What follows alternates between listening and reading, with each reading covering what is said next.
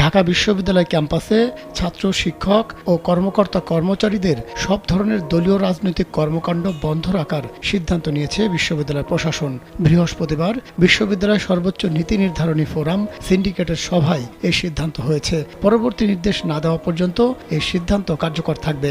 বৃহস্পতিবার সন্ধ্যা ৭টা থেকে রাত 8:45 পর্যন্ত সিন্ডিকেটের জরুরি সভা হয়। সভায় সিন্ডিকেটের 17 সদস্যের মধ্যে 15 জন অংশ নেন। বৈঠকে অংশ নেওয়া দুজন সিন্ডিকেট সদস্য নাম প্রকাশ না করার শর্তে বলেন, সিন্ডিকেটের জরুরি সভায় ঢাকা বিশ্ববিদ্যালয় ক্যাম্পাসে শিক্ষক, শিক্ষার্থী ও কর্মকর্তা কর্মচারীদের সব ধরনের দলীয় রাজনীতি পরবর্তী নির্দেশ না দেওয়া পর্যন্ত বন্ধ রাখার সিদ্ধান্ত হয়েছে। সর্বসম্মতিক্রমে এ সিদ্ধান্ত নেওয়া হয়। কোটা সংস্কার আন্দোলনের এক পর্যায়ে শিক্ষার্থীরা যে 9 দফা দাবি দিয়েছিলেন সেগুলোর মধ্যে একটি ছিল বিশ্ববিদ্যালয় ক্যাম্পাসে দলীয় লেজুড়বৃত্তের রাজনীতি নিষিদ্ধ করা।